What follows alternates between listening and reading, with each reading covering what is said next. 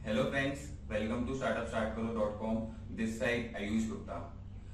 तो फ्रेंड्स, आज का हमारा जो टॉपिक है वो है फंडिंग वर्सेस बूटस्ट्रैप, कि आपको अपने स्टार्टअप को बूटस्ट्रैप रखना चाहिए या फिर फंडेड।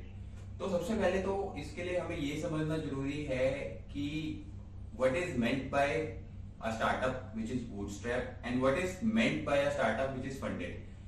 तो फ्रेंड्स, बूटस्ट्रैप मतलब होता है कि there is no external funding in the startup, कि आपका जो स्टार्टअप है उसमें बाहर से किसी ने कोई एक्सटर्नल इन्वेस्टमेंट नहीं कर रखी, सिर्फ फाउंडर्स की उसमें पर्सनल इन्वेस्टमेंट है या फाउंडर्स के रिलेटिव्स की है, किसी भी प्राइवेट इक्विटी इन्वेस्टर, किसी भी वेंचर कैपिटलिस्ट, किसी भी ऑल्टरनेटिव इन्वेस्टमेंट फंड या किसी और टाइप की जो है प्राइवेट इक्विटी एक्सटर्नल इन्वेस्टमेंट नहीं है। और सारा का सारा जो कंपनी की ओनरशिप है, और if you talk about the controlling state it is with the promoters only और फ्रेंड्स एंड फैमिली।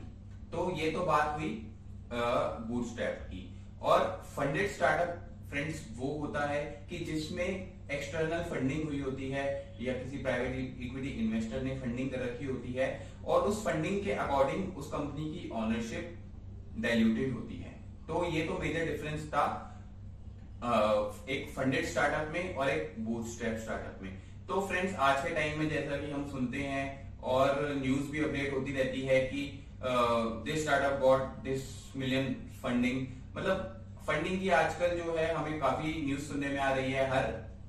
हर दिन किसी न किसी नए स्टार्टअप में फंडिंग होती है। तो इस जबरदस्त फंडिंग के जमाने में ऐसे भी कुछ स्टार्टअप्स हैं जिन्होंने बूटस्ट्रैप रह के अपने फंडामेंटल्स को स्ट्रॉन्ग रखकर स्टैंड हुए हैं। और उन स्टार्टअप्स में जैसे कि अगर हम बात करें ज़ोहो, ज़ीरोधा, विंगीफाई, ज़ेटा भी जो है पहले बूटस्ट्रैप स्टार्टअप में आता था, बट रिसेंटली उसमें भी अब फंडिंग हो गई है, तो उसको हम बूटस्ट्रैप नहीं कह सकते। बट ये जो स्टार्टअप्स हैं ज़ीरोधा, ज़ोहो या विंगीफाई या और भी अन्य जो बूटस्ट्रैप स्टार्टअप्स है, उनसे हमें ये पता लगता है कि विदाउट एक्सटर्नल फंडिंग भी जो है एक आप स्टार्टअप को स्ट्रॉन्ग कर सकते हैं, उसको आप एक सस्टेनेबल बिजनेस में कन्वर्ट कर सकते हैं। तो फ्रेंड्स, अगर हम बात करें कि एक बूटस्ट्रैप स्टार्टअप में और एक फंडेड स्टार्टअप के क्या अपने एडवांटेजेस हैं और डिसएडवांटेजेस हैं, तो हम इसको टोटल जो है 4 पर्सपेक्टिव से हम जो है इसको क्लासिफाई करेंगे। तो सबसे पहला जो पर्सपेक्टिव है हमारा शेयर होल्डिंग का। तो फ्रेंड्स, एक जो बूटस्ट्रैप स्टार्टअप होता है उसमें जैसा कि मैंने आपको अभी वीडियो की स्टार्टिंग में भी बताया था कि उसमें जो है 100% शेयर होल्डिंग प्रोमोटर्स के पास ही होती है या फिर उनके रिलेटिव्स के पास होती है।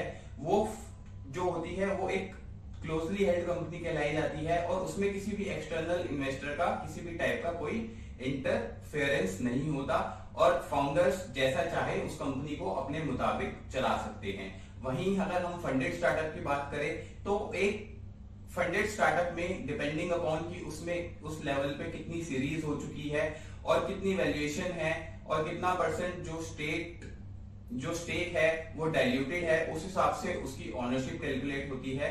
तो एक जो फंडेड स्टार्टअप होता है उसमें 100% शेयर होल्डिंग प्रोमोटर्स के पास नहीं होती। उसमें किस प्राइवेट इक्विटी इन्वेस्टर या किसी भी और वेंचर कैपिटलिस्ट या किसी भी अन्य इन्वेस्टर को कितने इक्विटी शेयर्स और किस वैल्यूएशन पे इशू हुए हैं, ये डिटरमाइन करेंगे कि उसमें कितना परसेंट स्टेक डाइल्यूट हुआ है।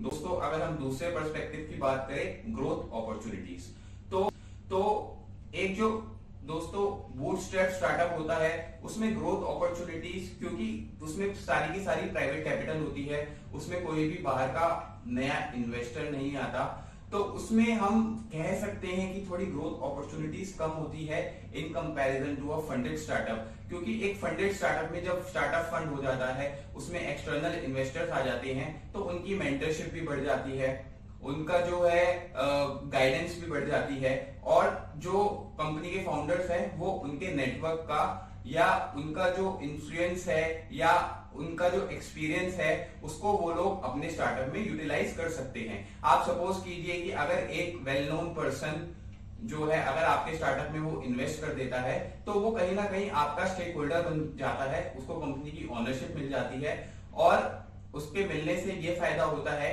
कि वो भी अपना कंट्रीब्यूशन उस स्टार्टअप में शुरू कर देता है, क्योंकि कुछ ना कुछ ऑनरशिप उस स्टार्टअप की उस इन्वेस्टर के पास भी चली जाती है, और जितनी ज्यादा स्टार्टअप की ग्रोथ होगी उतना उसके लिए भी वो फायदेमंद होगा। तो फ्रेंड्स, तीसरा पर्सपेक्टिव होता है हमारा नेटवर्किंग और न्यू मार्केट एक्सेस का।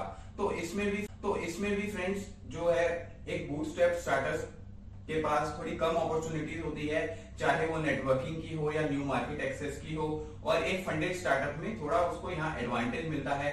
सपोज मैं इसको एक एग्जांपल के पॉइंट ऑफ व्यू से समझाता हूँ। सपोज कीजिए आपके स्टार्टअप में कोई बाहर से फॉरेन डायरेक्ट इन्वेस्टमेंट आती है, यूएस से, यूके से, जापान से।